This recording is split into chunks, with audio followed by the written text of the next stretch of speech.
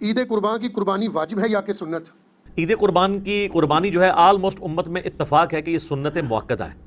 واجب نہیں ہے۔ صرف حنفی تھوڑے سے اس معاملے میں سختی کا شکار ہوئے ہیں، اور وہ سختی ان کی حدیث کے ظاہری الفاظ پہ دیکھا جائے تو کسی حد تک جسٹیفائی بھی ہے۔ جو لوگ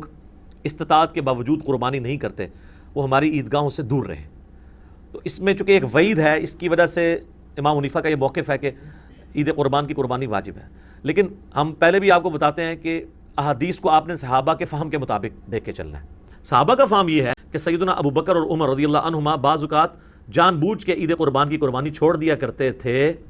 تاکہ لوگ اسے واجب نہ سمجھ لیں، لیکن جس شخص کو اللہ تعالیٰ نے استطاعت دی ہے اسے ضرور قربانی کرنی۔ مسلم میں جو حدیث ہے 2950 امام باقر اس حدیث کو روایت کرتے ہیں، اور تو امام باقر کہتے ہیں کہ جابر بن عبداللہ میرے یہ سامنے کے بٹن کھولتے ہیں اور میرے سینے پہ یوں ہاتھ رکھتے ہیں اور کہتے ہیں تم میرے نبی کے بیٹے ہو، تم مجھ سے جو پوچھنا چاہتے ہو پوچھو۔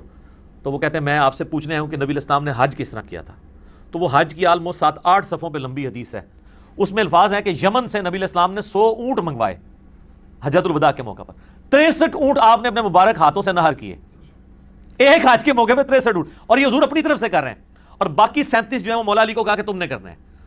تو 63 میں اشارہ تھا کہ آپ کی چونکہ زندگی مبارک کے 63 سال ہیں، آپ نے پورے سال ایک سال کی قربانی ایک ہی دفعہ کی ہے۔ اور اس کے بعد جابر بن عبداللہ کہتے ہیں کہ جب وہ 100 کے 100 اونٹ نہر ہو گئے تو نبی علیہ السلام نے حکم دیا کہ ہر اونٹ میں سے ایک ایک بوٹی لی جائے، اور وہ ساری 100 کی 100 بوٹیاں ایک دیگ میں ڈال کے پکائی گئیں، ہر ایک جانور سے ایک بوٹی لے کے۔ اور پھر جابر بن عبداللہ کہتے ہیں کہ مولا علی نے اور نبی علیہ السلام نے ایک دسترخوان پہ بیٹھ کے تناول فرمایا۔ تو اس سے بھی یہ یعنی بات پتہ چلی کہ نبی علیہ السلام نے اس سنت کا بڑا اہتمام کیا، لہذا اس چکروں میں تو پڑھنا ہی نہیں چاہیے کہ جناب واجب ہے یا سنت ہے، بھائی سنت ہے کریں گے۔ نصاب کے اوپر جی اتفاق ہے، صاحب نصاب وہ ہے جس میں قربانی کی استطاعت موجود ہے، اس کا زکوٰۃ کے نصاب کے ساتھ 52.5 تولے چاندی یا 7.5 تولے سونے کے ساتھ کوئی تعلق نہیں۔ ایک غریب آدمی ہے، قربانی کے دنوں میں اس کے پاس مال آ جاتا ہے تو وہ قربانی کے اعتبار سے صاحب استطاعت ہے، وہ قربانی کر سکتا ہے لفظ میں اس لیے بول رہا ہوں چونکہ واجب نہیں ہے، میں یہ نہیں کہوں گا کہ وہ ضرور کرے، پھر تو واجبیت ہو جائے گی نا، تو میں نے آپ کو پہلے اس پہ بحث کر چکا ہوں۔ تو وہ صاحب استطاعت ہے، ضرور کرے، جہاں ہم اتنے اور خرچے کرتے ہیں تو قربانی کیوں نہ کرے۔ رہا شرعی مسئلہ تو یہ ہے کہ ایک خاندان کی طرف سے ایک قربانی کافی ہے۔ وہ سنن ابن ماجہ میں بھی اور جامع ترمذی میں حدیث موجود ہے، ابو ایوب انصاری رضی اللہ تعالیٰ عنہ سے جب پوچھا گیا تو انہوں نے فرمایا کہ ہم نبی علیہ السلام کے زمانے میں ایک خاندان کی طرف سے ایک ہی بکری قربان کیا کرتے تھے، پھر بعد میں جب لوگ باہم دولت میں ایک دوسرے پہ فخر کرنا شروع کر دیا تو پھر ایک سے زیادہ لوگ جانور قربان کرنا شروع کر دیا لوگوں نے۔ یہ خاندان سے مراد ایک چولہا ہے، ایک چولہا اس اعتبار سے کہ میاں بیوی بچے۔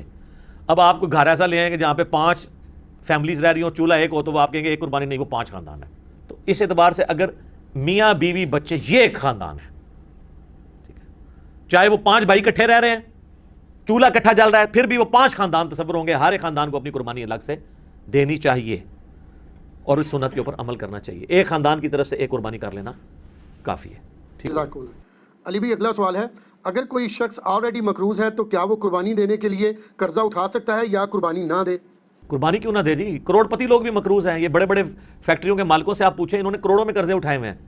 وہ ایکویٹی تو ان کی 40% ہے، 60% تو ڈیٹ انہوں نے بینکوں سے اٹھایا ہوا ہے، وہ تو سب سے پہلے تو ان کی قربانی ساقط ہو جائے گی۔ یہ قرضہ جو ہے یہ عارضی قرضہ ہے، یہ اس قرضے کو وہ قرضہ نہیں کہا جاتا کہ جس کی بنیاد پہ